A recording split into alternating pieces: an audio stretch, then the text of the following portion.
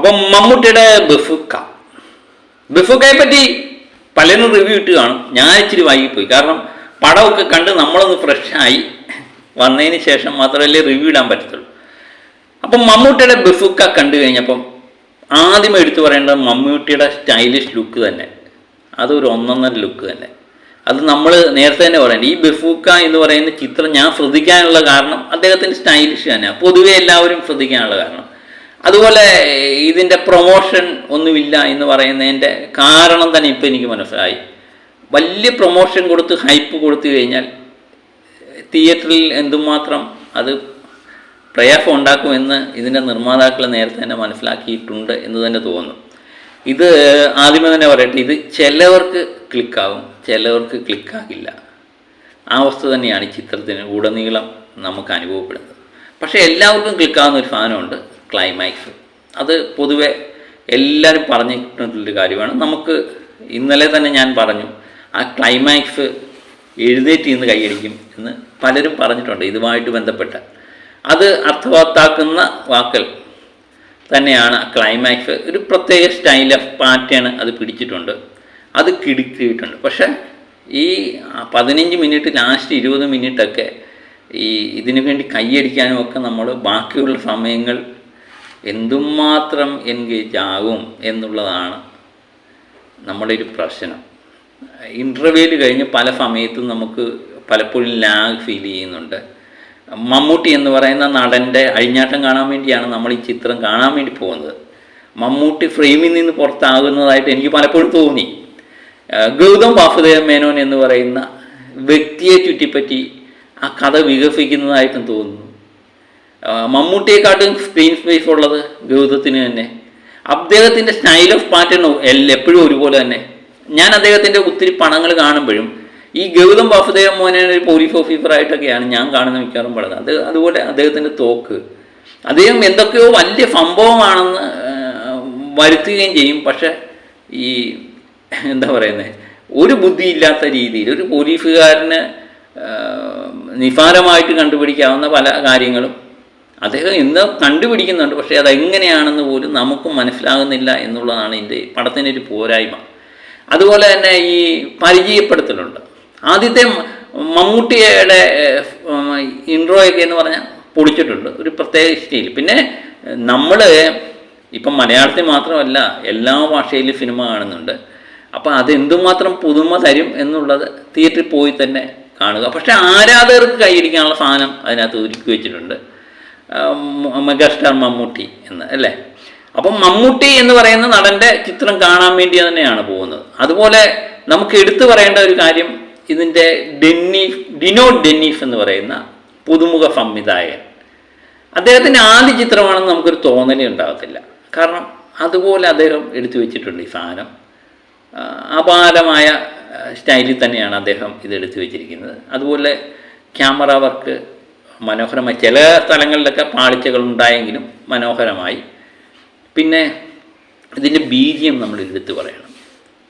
സെയ്ദ് അബ്ബാഫാണെന്ന് തോന്നുന്നു, അത് എടുത്തു പറയണം. ഇത് പലപ്പോഴും എനിക്ക് തോന്നുന്നു ചിത്രത്തിൻ്റെ മികവിൽ മുന്നിട്ട് നിൽക്കുന്നത് ഇതിൻ്റെ BGM ആണെന്ന് തോന്നുന്നു. ഒരു വല്ലാത്ത വൈബ് നമുക്ക് നൽകുന്നുണ്ട്. അതുപോലെ ഇങ്ങനെയുള്ള ചിത്രങ്ങളിലെ ഒരു പ്രത്യേകത അത് തന്നെയാണ്. അതുപോലെ ഈ ചിത്രത്തിൻ്റെ കഥയെന്ന് പറയുന്നത്, കഥയുമായിട്ട് ഞാൻ ബന്ധപ്പെട്ട് പറയുന്നില്ല, ചിത്രത്തിൻ്റെ രീതി എന്ന് പറയുന്നത് ഒരു ഗെയിമിങ്ങുമായിട്ട് ബന്ധപ്പെടുത്തി തന്നെയാണ് ചിത്രം പറയുന്നത്. ഒരു പോലീസും കള്ളനും തമ്മിലുള്ള ഒരു ഫൈറ്റിൻ്റെ ഇടയിലേക്ക് പോലീസിനെ സഹായിക്കാൻ ഒരാൾ കടന്നു വരുന്നു. അതുതന്നെയാണ് ഇതിൻ്റെ കഥയുടെ ഇതിവൃത്തം. അപ്പം പോലീസ് പലപ്പോഴും ഓരോ ഗെയിം കഴിയും തോറും ഓരോ ഗെയിമിൻ്റെ ഓരോ ലെവലുണ്ട്. അപ്പം വളരെ ഈസി ആയിട്ട് ഒരു ഗെയിം പുരോഗമിച്ചു പോകുന്നു, അവസാനം ഇച്ചിരി പ്രയാസമേറിയ ഗെയിമിലേക്ക് വരുന്നു. അങ്ങനെ വിജയിക്കുന്നതാണ് ഈ കഥ പറഞ്ഞേക്കുന്ന രീതി. അപ്പോൾ ആ രീതിയൊക്കെ പുതിയൊരു സ്റ്റൈലായിട്ടൊക്കെ അവതരിപ്പിക്കാൻ കഴിഞ്ഞിട്ടുണ്ട്. ഇതിൻ്റെ പല രംഗങ്ങളും നമുക്ക് പുതുമയൊക്കെ തരുന്നുണ്ട്. ഇതിനകത്തെ കഥ ഞാൻ പറഞ്ഞതുപോലെ മമ്മൂട്ടിക്ക് ഇഷ്ടപ്പെട്ട പോലെ തന്നെ കഥ ഒരു പുതുമ തരുന്നുണ്ട്. പക്ഷേ ഇതിൻ്റെ എവിടേക്കോ തിരക്കഥയിൽ ചില പാഴ്ചകൾ ഉണ്ടായിട്ടുണ്ട് എന്ന് തന്നെ എനിക്ക് തോന്നുന്നുണ്ട്. കാരണം പലപ്പോഴും ഇത്രമേൽ വലിച്ചു നീട്ടേണ്ട ആവശ്യമില്ല എന്ന് തോന്നുന്നു. പല കഥാപാത്രങ്ങളെയും പരിചയപ്പെടുത്താനൊക്കെ അത്രയും വേണ്ട എന്ന് എനിക്ക് പടം കണ്ടപ്പം തോന്നി. അതുപോലെ ചില കഥാപാത്രങ്ങൾ, ഇതിനകത്ത് ഒത്തിരി കഥാപാത്രങ്ങളുണ്ട്. അതുപോലെ എന്താ പറയുന്നത്, ചില ഒത്തിരി കഥാപാത്രങ്ങളുണ്ട്. അവരുടെ ഒന്നും കാര്യമില്ലാന്ന് തോന്നുന്നു. 2-3 കഥാപാത്രങ്ങളിൽ ചുറ്റിപ്പറ്റിയിട്ട് തന്നെയാണ് ഈ ചിത്രം വികസിച്ച് പോകുന്നത്. സിദ്ധാർത്ഥ് ഭരതൻ, അങ്ങനെ ഒത്തിരി കഥാപാത്രങ്ങളുണ്ട്. അവരൊക്കെ എന്ത് ചെയ്തെന്ന് പോലും നമുക്കറിയില്ല. അവരും നമ്മളുമായിട്ട് ഒരു തരത്തിലും കണക്റ്റ് ആവുന്നില്ല. അപ്പോൾ ആ കഥാപാത്രങ്ങളിലെല്ലാം എന്തിന് ഈ ചിത്രത്തിനുണ്ട് എന്നുള്ള ഒരു തോന്നൽ നമുക്കുണ്ടായി. അപ്പം ഇതിനകത്ത് ഇങ്ങനെയൊക്കെയുള്ള കാര്യങ്ങളുണ്ടെങ്കിലും ഈ ചിത്രം പൊതുവെ നമ്മൾ പറഞ്ഞില്ലേ, ചിത്രങ്ങളെ സംബന്ധിച്ചെന്ന് പറഞ്ഞാൽ ഓരോരുത്തർക്കും ഓരോ രീതിയിൽ ഇഷ്ടപ്പെടണം. ഞാൻ ഈ ചിത്രം തുടങ്ങിയപ്പോഴേ പറഞ്ഞു, ചിലവർക്ക് ഇഷ്ടപ്പെടും, ചിലവർക്ക് ഇഷ്ടപ്പെടത്തില്ല. കാരണം ഇത് പലയിടത്തും നമുക്ക് മനസ്സിലാകാൻ ഇതിങ്ങനെ ഈ കഥാതന്തു എന്തിനെ, ഈ ഷോട്ട് എന്തിനെ എന്ന് പലയിടത്തും നമ്മൾ തോന്നും. പക്ഷേ ലാസ്റ്റ് ഇത് കണ്ടു കഴിയുമ്പോഴത്തേന് അതിനു വേണ്ടിയായിരുന്നു എന്ന് നമുക്ക് തോന്നും. പക്ഷെ അതുവരെ കണ്ടുകൊണ്ടിരിക്കാനുള്ള ക്ഷമ ഉണ്ടെങ്കിൽ ഏറ്റവും നല്ലത് എന്ന് തന്നെയാണ് എനിക്ക് തോന്നുന്നത്. കാരണം പലപ്പോഴും പലർക്കും ഇത് കണക്റ്റ് ആവുന്നില്ല എന്ന് തിയേറ്ററിൽ ഇരുന്നപ്പം തന്നെ എനിക്ക് മനസ്സിലായി. പക്ഷേ ഇത് ഒരു എന്താ പറയുന്നത്, ഒരു ആവറേജിന് മുകളിൽ നിൽക്കുന്ന എന്ന് ഞാൻ ഉദ്ദേശിക്കുന്നതെന്ന് പറയുന്നത് ഇതിൻ്റെ മേക്കിങ്, അതുപോലെ മമ്മൂട്ടിയുടെ സ്റ്റൈലിഷ്, അതുപോലെ ഇതിൻ്റെ BGM എന്നൊക്കെ പറയുന്നത് ഇത് ആവറേജിന് മുകളിൽ നിൽക്കുന്ന സാധനം തന്നെ. പക്ഷേ ബാക്കി എല്ലാ മേഖലയിലും ഇത് ആവറേജിന് താഴെ, ഒരു ആവറേജ് എന്ന് വിശേഷിപ്പിക്കാവുന്ന ചിത്രം തന്നെ. പിന്നെ ഈ ചിത്രവുമായിട്ട് ബന്ധപ്പെട്ട് ഈ കഥാപാത്രങ്ങളുടെ കാസ്റ്റിംഗ് ഒന്നും ഒട്ടും ശരിയായിട്ടില്ല എന്ന് തന്നെയാണ് എനിക്ക് തോന്നുന്നത്. ഇത് അനാവശ്യമായി പല കഥാപാത്രങ്ങളും തിരികെ വെക്കുന്ന പോലെ തോന്നും.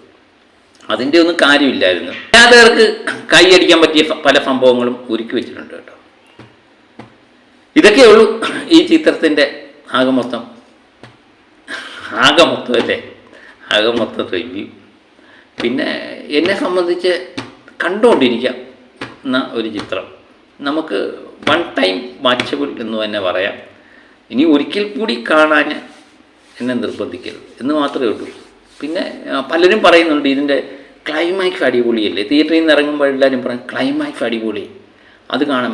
എനിക്ക് തോന്നുന്നില്ല ക്ലൈമാക്സ് കാണാൻ വേണ്ടി നമ്മൾ 10-25 മിനിറ്റ് ക്ലൈമാക്സ് കാണാൻ വേണ്ടി ഇത്രയും സമയം ക്ഷമിച്ചിരുന്ന് ക്ലൈമാക്സ് അടിപൊളി എന്ന് പറഞ്ഞുകൊണ്ട് ആരാധകർ ഇഷ്ടപ്പെടുമായിരിക്കും, ആരാധകർ കാത്തിരുന്ന് ഇങ്ങനെ കൈയടിക്കുമായിരിക്കും. പക്ഷേ എല്ലാവരും അങ്ങനെ ചെയ്യുമോ എന്ന് എനിക്കറിയില്ല. ഒരു പുതുമയുള്ള രീതി, ഇത് തിയേറ്ററിൽ വൻ ആകുമോ എന്ന് ചോദിച്ചു കഴിഞ്ഞാൽ എനിക്കറിയില്ല. പ്രത്യേകിച്ച് വിഷുക്കാലമാണ്, ആഘോഷത്തിൻ്റെ കാലമാണ്. ഇങ്ങനെ ഞാൻ എപ്പോഴും പറഞ്ഞുണ്ട്, പരീക്ഷണ ചിത്രം എന്ന് പറയാൻ പറ്റത്തില്ല. എന്നാലും ഈ കഥ ഇഷ്ടപ്പെട്ടാണ് മമ്മൂട്ടി, കഥ ഇഷ്ടപ്പെട്ട് ഞാൻ പറഞ്ഞില്ലേ, നല്ലൊരു കഥയാണ്. പക്ഷേ പലയിടത്തും പാളിച്ച പറ്റിയെന്ന് തോന്നലുണ്ട്. അപ്പം എല്ലാവരും ചിത്രം പോയി കാണുക.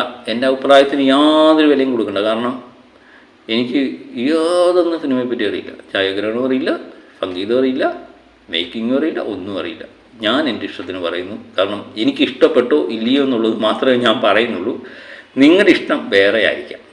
നിങ്ങൾക്ക് ഇതിനെപ്പറ്റിയൊക്കെ നല്ല ഗ്രാഹ്യമുണ്ട്. സാധാരണക്കാരനെതിരെയിൽ ഞാൻ ഒരു ചിത്രത്തിൻ്റെ അഭിപ്രായം പറയുന്നു, അത് എൻ്റെ മാത്രം അഭിപ്രായം നിങ്ങളുമായിട്ട് പങ്കുവെക്കുന്നു. നിങ്ങളെല്ലാവരും നിശ്ചയമായിട്ടും ചിത്രം തിയേറ്ററിൽ പോയി കാണുക. അപ്പം മറ്റൊരു വിഷയമായി വീണ്ടും എത്താം. Okay, by.